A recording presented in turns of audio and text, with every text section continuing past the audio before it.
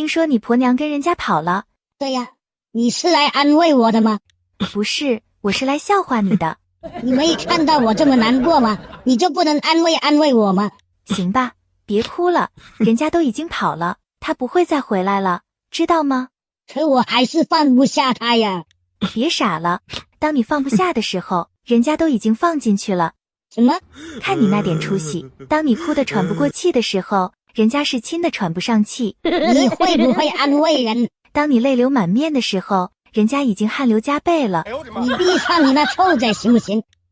别翻了，翻聊天记录有什么用？你是信息翻了一遍又一遍，人家是姿势换了一遍又一遍。你给我滚一边去！